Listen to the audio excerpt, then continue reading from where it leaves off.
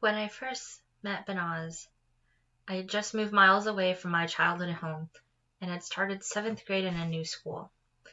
And I knew no one. I came into class feeling miserable and sat alone in the back of the room, and I had no interest in talking. But then the girl sitting next to me started talking with a classmate in this terrible Russian accent, and I just couldn't hold in my laughter.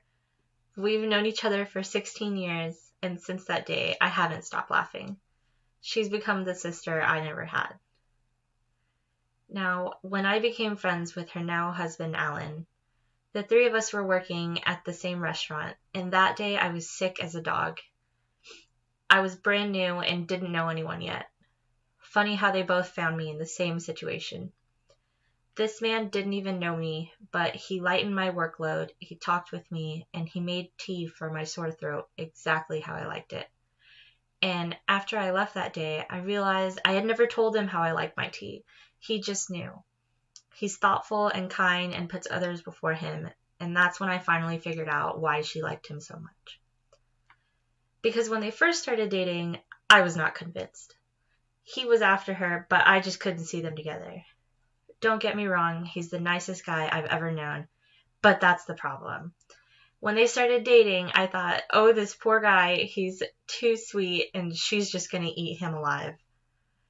But I was wrong, and if you know me, I hate being wrong.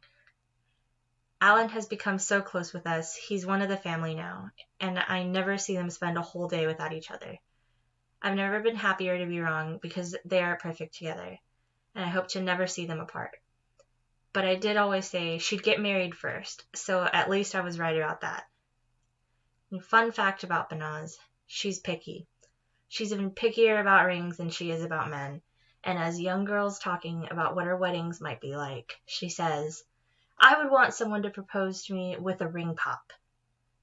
Confused, I ask why, and she says, because men are stupid, and he'll pick the wrong one.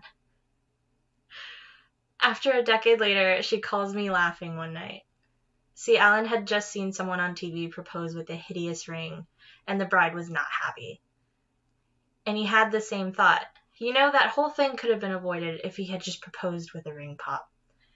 She thought it was just a funny inside joke of ours, but I knew then, that day, that they would be together forever. So I'd like to propose a toast to the happy couple. I love you both so much, and may God bless you and your home.